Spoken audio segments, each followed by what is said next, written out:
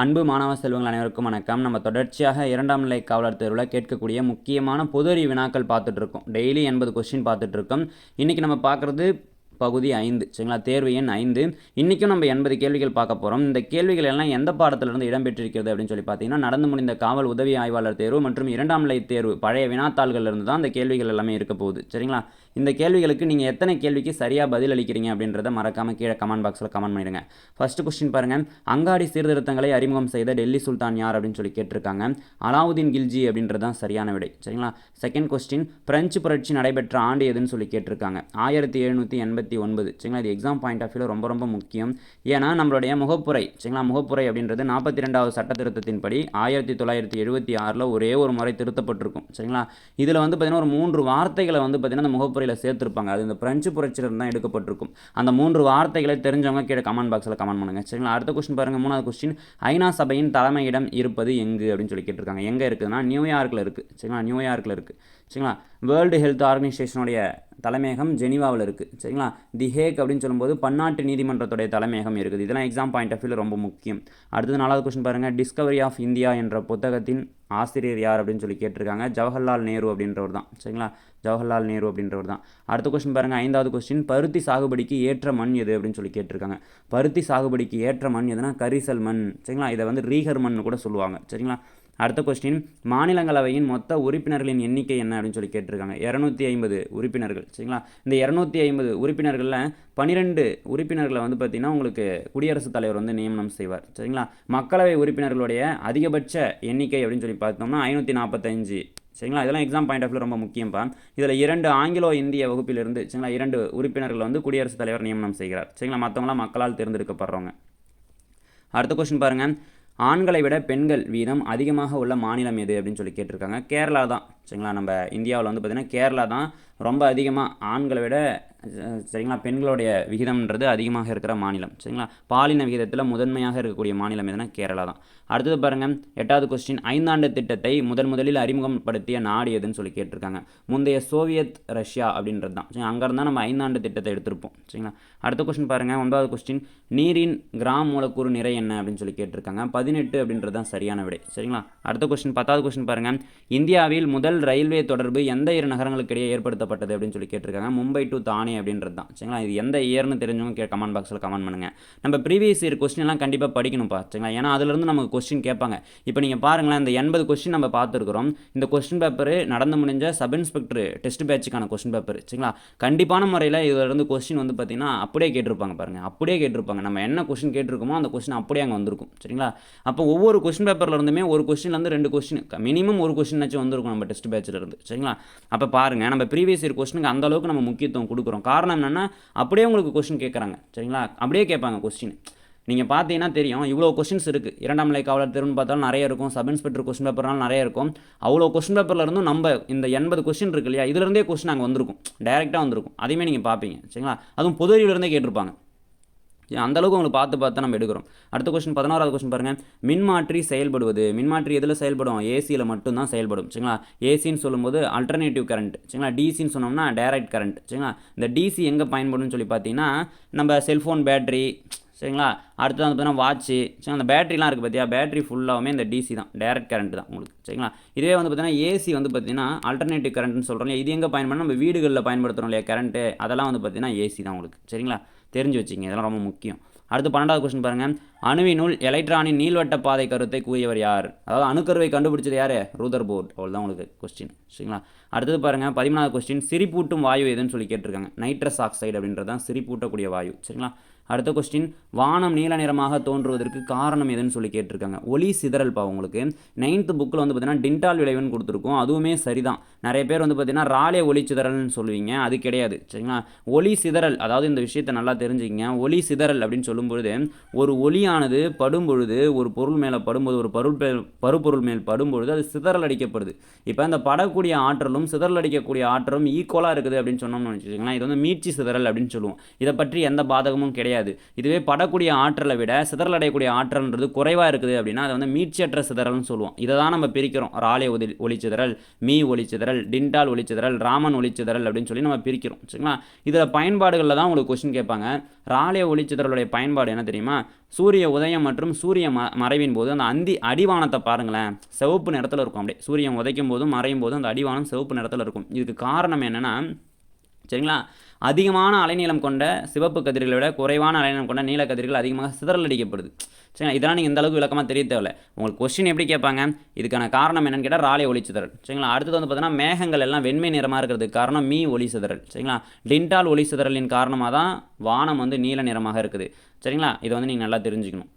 அடுத்தது பாருங்கள், 15வது கொஸ்டின், பெண்களுக்கு செய்யப்படும் நிரந்தர குடும்ப கட்டுப்பாட்டு அறுவை சிகிச்சையின் பெயர் என்ன அப்படின்னு சொல்லி கேட்டிருக்காங்க. டியூபெக்டமி அப்படின்றது தான் சரியான ஆன்சர். வாசக்டமின்றது ஆண்களுக்கு நிரந்தரமாக செய்யக்கூடிய ஒரு கருத்தடை அறுவை சிகிச்சை. சரிங்களா? அடுத்தது பாருங்கள், 16வது கொஸ்டின் பாருங்கள், மிகவும் லேசான எரியும் தன்மையற்ற வாயு எதுன்னு சொல்லி கேட்டிருக்காங்க. மிகவும் லேசான வாயுனா ஹீலியம் அப்படின்றது தான். சரி, தனிம வரிசை அட்டவணையில் உங்களுக்கு முதல்ல இருக்கக்கூடிய வாயு எது அப்படின்னு சொல்லி கீழே தெரிஞ்சவங்க கமெண்ட் பாக்ஸில் கமெண்ட் பண்ணுங்கள். சரிங்களா? ஹைட்ரஜன் அப்படின்றது தான் முதல்ல இருக்கக்கூடிய வாயு. சரிங்களா? தனிம வரிசை அட்டவணையில் 118 தனிமம் இருக்குது இல்லையா, நம்ம பார்த்துருக்கோம். அதில் வந்து ஹென்ரி மோஸ்லி அப்படின்றது தான் நவீன தனிம வரிசை அட்டவணையை வந்து வகைப்படுத்தியிருப்பார். சரிங்களா? அதில் முதல்ல இருக்கிறது ஹைட்ரஜன் தான். அடுத்தது பாருங்கள், 17வது கொஸ்டின், முழுமையாக ஆக்சிஜனேற்றம் அடையும் குளுக்கோஸிலிருந்து பெறப்படுவது 38 ATP. சரிங்களா? 38 ATP தான் பெறப்படுது. அடுத்தது பாருங்கள், 18, ஏபிஓ ரத்த வகையை முதலில் கண்டறிந்தவர் யார் அப்படின்னு சொல்லி கேட்டிருக்காங்க. காரல் லான்ஸ்டீனர் அப்படின்றவர் தான். சரிங்களா? அடுத்த கொஸ்டின் பாருங்கள், 19வது கொஸ்டின், அவசரகால சுரப்பியாக செயல்படுவது எது அப்படின்னு சொல்லி கேட்டிருக்காங்க. அட்ரினல் அப்படின்றது தான். சரிங்களா? இதில் தைமஸ் அப்படின்றது வந்து பார்த்திங்கன்னா உங்களுக்கு வந்து நோய் கட்டுப்பாட்டு கூட தொடர்புடையது. சரிங்களா? இது வந்து நிணநீர் சுரப்பியாகவும் நோய் தடை காப்பு மண்டலமாகவும் செயல்படுது. சரிங்களா? தைராய்டு சுரப்பி அப்படின்னு சொல்லும்போது ஆளுமை ஹார்மோன் அப்படின்னு சொல்கிறோம். பிட்யூட்ரி அப்படின்னு சொல்லும்போது தலைமை ஹார்மோன் அப்படின்னு சொல்கிறோம். சரிங்களா? ஏன்னா எல்லா நலமில்லா சுரப்பிகளையும் கண்ட்ரோல் பண்ணுறதுனால இதை வழி நடத்துவர் அப்படின்னு கூட இந்த பிட்யூட்ரி சுரப்பியை சொல்லுவாங்க. சரிங்களா? இது முன் பிட்யூட்ரி சுரப்பி, பின் பிட்யூட்ரி சுரப்பின்னு சொல்லி 2 வகைப்படும். சரிங்களா? அடுத்தது பாருங்கள், 20, சுவாச கட்டுப்பாட்டு மையம் காணப்படும் பகுதி எது அப்படின்னு சொல்லி கேட்டிருக்காங்க. முகுலம் தான். சரிங்களா? முகுலம் அப்படின்றது தான் சுவாச கட்டுப்பாட்டு பகுதி காணக்கூடிய ஒரு பகுதியாக இருக்குது. சரிங்களா? அடுத்தது பாருங்கள், 21, தமிழ்நாட்டில் பத்தினி வழிபாட்டை அறிமுகம் செய்தவர் யார் அப்படின்னு சொல்லி கேட்டிருக்காங்க. சேரன் செங்குட்டுவன் அப்படின்றது தான் சரியான ஆன்சர். சேரன் செங்குட்டுவன் தான் கண்ணகிக்கு கோவில் கட்டணும்னு சொல்லிட்டு இமயம் வரைக்கும் போயிட்டு, சரிங்களா, அங்கே கல் எடுத்துகிட்டு வந்து கண்ணகிக்காக கோவில் கட்டுவார். அவர் தான் தமிழ்நாட்டில் பத்தினி வழிபாட்டை அறிமுகம் செய்வார். சரிங்களா? அடுத்தது பாருங்கள், 22வது கொஸ்டின், இந்தியாவில் பிரெஞ்சு குடியேற்றங்களுக்கு தலைமையிடமாக திகழ்ந்தது எது அப்படின்னு சொல்லி கேட்டிருக்காங்க. பாண்டிச்சேரி. சரிங்களா? பாண்டிச்சேரி அப்படின்றது தான். அடுத்த கொஸ்டின் பாருங்கள், 23வது கொஸ்டின், துணைப்படை திட்டத்தினை அறிமுகம் செய்தவர் யார் அப்படின்னு சொல்லி கேட்டிருக்காங்க. வெல்லேஸ்லி பிரபு அப்படின்றவர் தான். டல்லோசி பிரபு அப்படின்ற ஒரு வாரிசிழப்பு கொள்கையை கொண்டு வந்திருப்பார். காரன்வாலிஸ் பிரபு அப்படின்றவர் உங்களுக்கு வந்து டானாக்கள் அப்படின்னு சொல்லக்கூடிய காவல்துறை வந்து ஏற்படுத்தியிருப்பார். சரிங்களா? வில்லியம் பெண்டிங் பிரபு அப்படின்றவர் தான் சதி அப்படின்ற உடன்கட்டை ஏறும் வழக்கத்தை ஒழிச்சிருப்பார். இதுவே வந்து பார்த்திங்கன்னா உங்களுக்கு டல்லோசி பிரபு வந்து விதவைகள் மறுமண சட்டத்தை கொண்டு வந்திருப்பார். இதெல்லாம் ரொம்ப ரொம்ப முக்கியம் உங்களுக்கு. சரிங்களா? எக்ஸாமில் இந்த மாதிரி தான் உங்களுக்கு கேட்பாங்க. 24வது கொஸ்டின் பாருங்கள், சுயமரியாதை இயக்கத்தை தொடங்கியவர் யார் அப்படின்னு கேட்டிருக்காங்க. ஈவேரா பெரியார் அவர்கள் தான். சரிங்களா? இவர் தான் சுயமரியாதை இயக்கம் அப்படின்றத 1925 வந்து தொடங்குவார். சரிங்களா? அப்போ சுயமரியாதை இயக்கத்துடைய அதிகாரப்பூர்வமான, சரிங்களா, நாளிதழ் எது அப்படின்னு சொல்லி தெரிஞ்சவங்க கீழே கமெண்ட் பாக்ஸில் கமெண்ட் பண்ணுங்கள். சரிங்களா? குடியரசு அப்படின்றது தான் சரியான விடை. நீங்கள் சரியாக விடை அளிச்சிருக்கீங்களான்னு பார்த்துக்கோங்க. 25வது கொஸ்டின் பாருங்கள், டேஸ் ஏரி மகாநதி ஆற்றிற்கு தெற்கே அமைந்துள்ள இந்தியாவின் மிகப்பெரிய ஏரி ஆகும் அப்படின்னு சொல்லி கேட்டிருக்காங்க. சிலிக்கா ஏரி அப்படின்றது தான். சரிங்களா? சிலிக்கா ஏரி எந்த மாநிலத்தில் அமைஞ்சிருக்குன்னா ஒடிசா மாநிலத்தில் அமைஞ்சிருக்கு. ரொம்ப முக்கியமான ஒரு கொஸ்டின். அடுத்தது பாருங்களேன், இந்த கொல்லேரி ஏரின்றது ஆந்திர பிரதேசத்தில் இருக்குது. சரிங்களா? அடுத்தது பாருங்கள், புலிக்காட்டு ஏரி அப்படின்றது நம்ம தமிழகத்துக்கும் ஆந்திராவுக்கும் எல்லையாக இருக்குது. சரிங்களா? புலிக்காட்டு ஏரி அப்படின்றது. அடுத்த கொஸ்டின் பாருங்கள், 26வது கொஸ்டின் பாருங்கள், 2011ஆம் ஆண்டு மக்கள் தொகை கணக்கெடுப்பின்படி இந்தியாவில் எழுத்தறிவு பெற்றோர் சதவீதம் எவ்வளவு அப்படின்னு சொல்லி கேட்டிருக்காங்க. 74.04% அப்படின்றது தான் சரியான விடை. அடுத்த கொஸ்டின், குடியரசு என்ற நூலின் ஆசிரியர் யார் அப்படின்னு சொல்லி கேட்டிருக்காங்க. சரிங்களா? பிளேட்டோ அப்படின்றது தான் சரியான விடை. சரிங்களா? அடுத்த கொஸ்டின், இந்தியாவில் அங்கீகரிக்கப்பட்ட அலுவல் மொழிகள் எத்தனைன்னு சொல்லி கேட்டிருக்காங்க. 22 மொழிகள். சரிங்களா? 22 மொழிகள் அங்கீகரிக்கப்பட்டிருக்கு. அடுத்த கொஸ்டின் பாருங்கள், எந்த ஆண்டு இந்திய ரிசர்வ் வங்கி தோற்றுவிக்கப்பட்டதுன்னு சொல்லி கேட்டிருக்காங்க. 1935 தான் தோற்றுவிக்கப்பட்டிருக்கும். சரிங்களா? ஃபஸ்ட்டு தோற்றுவிக்கும் போது கொல்கத்தாவை தலைமையகமாக கொண்டு தான் தோற்றுவிப்பாங்க. அடுத்ததாக, சரிங்களா, பிற்காலத்தில் தான் என்ன பண்ணுவோம், மும்பைக்கு வந்து தலைநகரத்தை வந்து மாற்றுவாங்க. சரிங்களா? அடுத்ததாக பாருங்கள், 30வது கொஸ்டின் பாருங்கள், கீழ்வரும் நாடுகளில் எது தலைவர் முறை அரசாங்கத்தினை பெற்றிருக்கிறது அப்படின்னு சொல்லி கேட்டிருக்காங்க. அமெரிக்கா. சரிங்களா? அமெரிக்கா.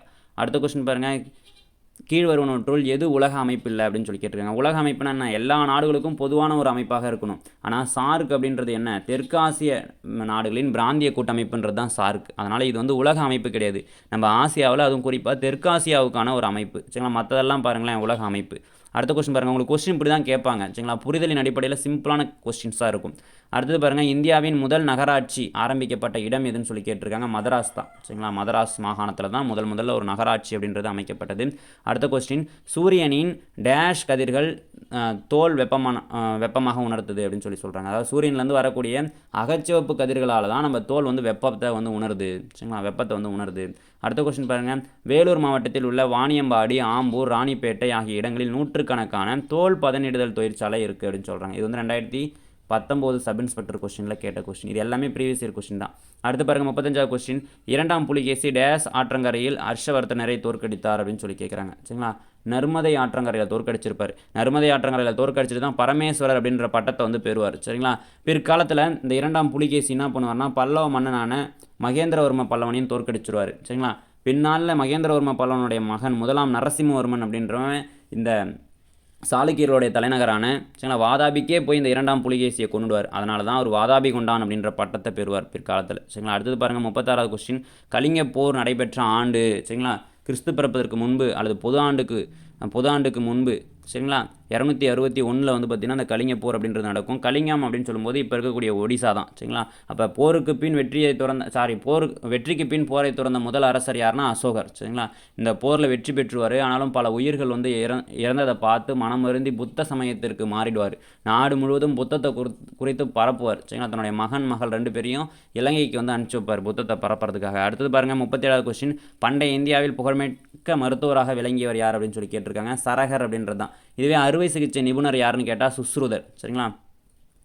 அடுத்தது பாருங்கள், தமிழகத்தின் நுழைவாயில் அழைக்கப்படுவது எதுனா தூத்துக்குடி தான். இதுவே தென்னிந்தியாவின் நுழைவாயில்னு கேட்டால் உங்களுக்கு சென்னை. சரிங்களா? அடுத்த கொஸ்டின் பாருங்கள், போலி வாரம் என்ற கருத்து யாருடன் தொடர்புடையது? மார்ஷல் அப்படின்றது. இது வந்து எஸ்ஐ கொஸ்டின். இது நமக்கு அவ்வளோவா தேவைப்படாது, ஏன்னா புக்கில் இது இல்லை இந்த டேட்டா. அடுத்தது பாருங்கள் 40வது கொஸ்டின், உலகிலேயே மிகப்பெரிய ஆற்று சமவெளி எது அப்படின்னு சொல்லி கேட்குறாங்க. கங்கை பிரம்மபுத்திரா ஆற்று சமவெளி தான் உலகத்திலே மிகப்பெரிய ஆற்று சமவெளியாக இருக்குது. சரிங்களா? அடுத்தது பாருங்கள், ஜிஎஸ்டியின் விரிவாக்கம் என்னன்னு சொல்லி கேட்டிருக்காங்க. சரக்கு மற்றும் சேவை வரி அப்படின்றது தான். ஜிஎஸ்டின்னு சொன்னோம்னா 2017. சரிங்களா? 2017 கொண்டு வருவாங்க. ஒரே நாடு ஒரே வரி அப்படின்றத அடிப்படையாக கொண்டு இந்த வரியை வந்து கொண்டு வராங்க. அடுத்தது பாருங்கள், இந்திய புள்ளியியலின் தந்தை என்று அழைக்கப்படுவர் யார் அப்படின்னா பிசி மலனோபிஸ் அப்படின்றவங்க தான். சரிங்களா? அடுத்த கொஸ்டின் பாருங்கள், சென்னை டேஷ் எனவும் அழைக்கப்படுது. சென்னைன்றது ஆசியாவுடைய டெட்ராய்டுன்னு சொல்கிறோம். சரிங்களா? டெட்ராய்டு அப்படின்னு சொன்னோம்னா வாகன உற்பத்திக்கு பெயர் பெற்றதால தான் இதை வந்து நம்ம டெட்ராய்டுன்னு சொல்கிறோம். சரிங்களா? இது வந்து உங்களுக்கு 2022 பிசி எக்ஸாமில் கேட்ட கொஸ்டின். சரிங்களா?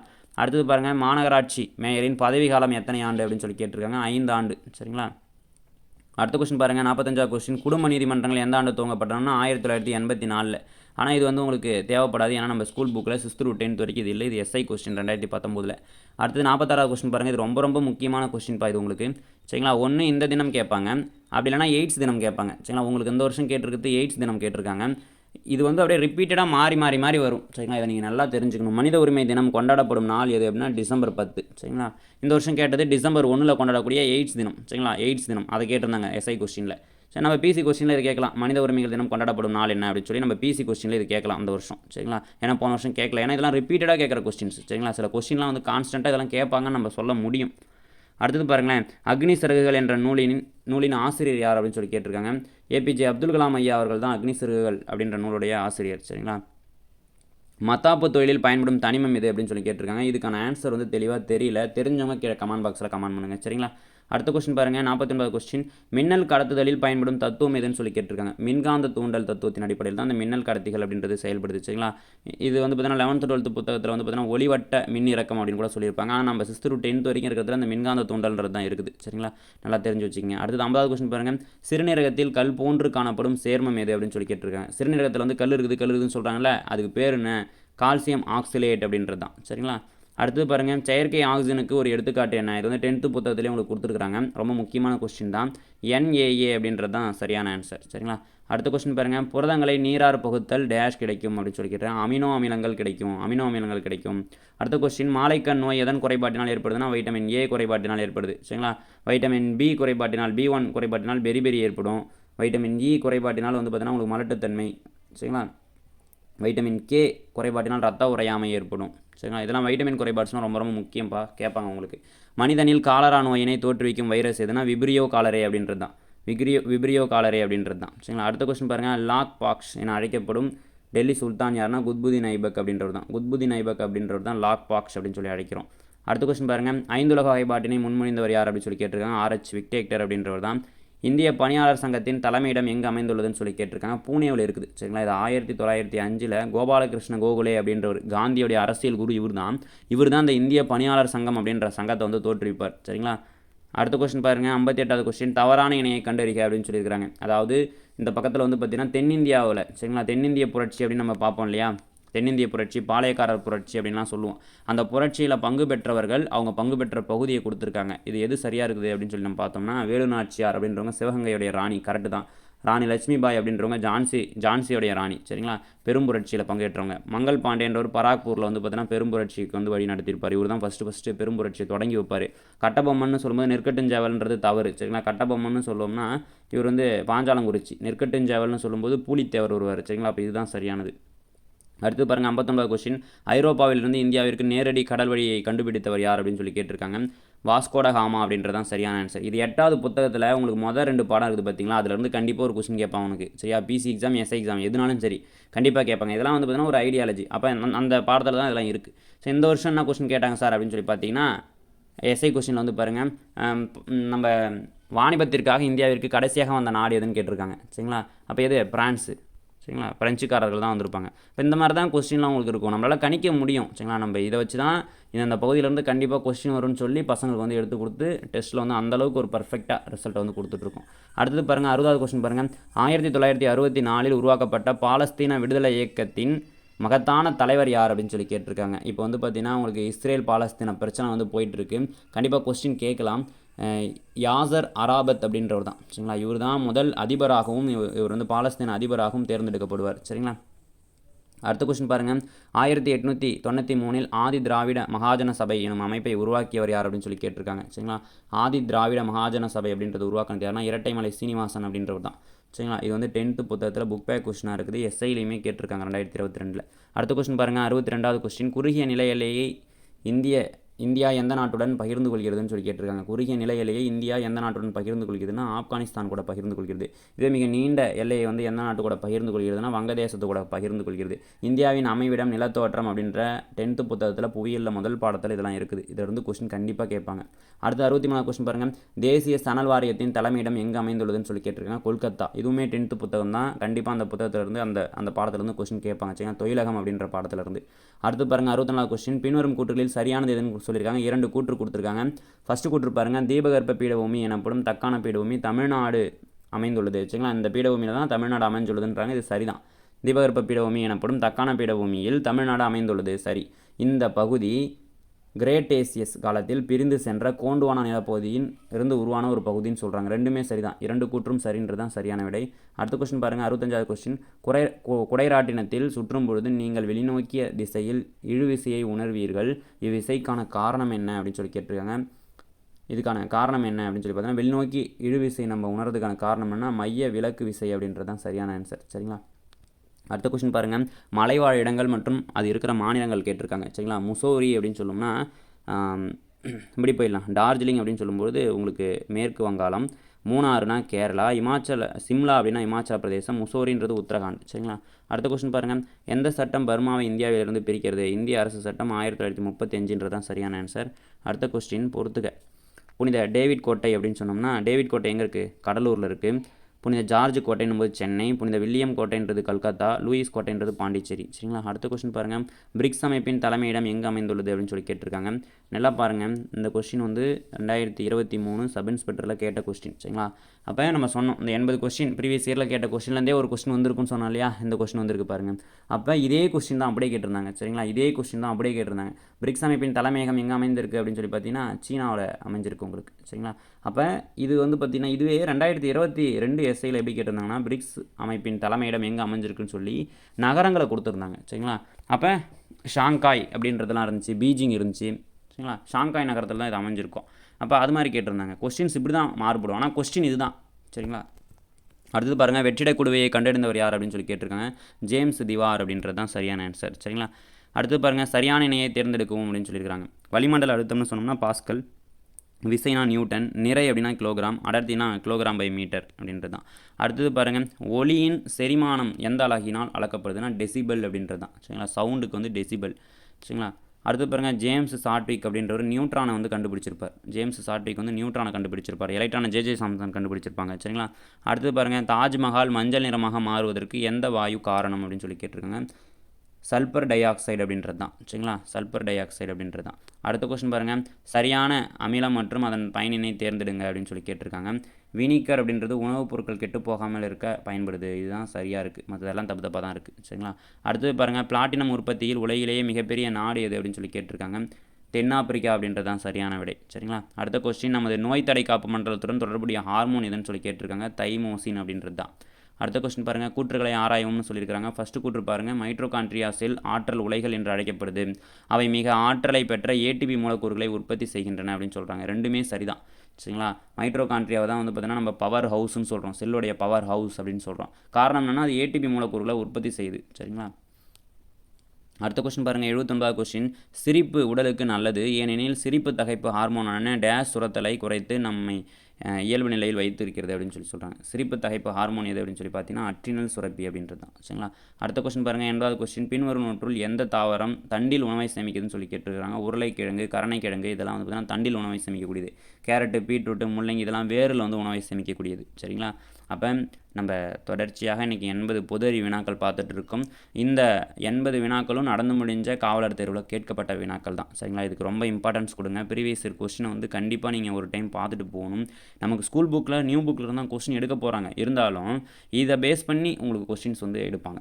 ப்ரீவியஸ் இயரில் கேட்ட கொஸ்டின் அடிப்படையில் வச்சு. சரிங்களா? இப்போ தொடர்ச்சியாக உங்களுடைய கனவை நோக்கி நீங்கள் பயணிச்சுக்கிட்டே இருங்க. தொடர்ச்சியாக நம்ம டெய்லி வீடியோஸ் வந்து அப்லோட் பண்ணுறோம். டெய்லி பாருங்கள், உங்களுக்கு நல்ல ரிவிஷன் பண்ண மாதிரி இருக்கும். சரிங்களா? ஓகேப்பா, தேங்க்யூ.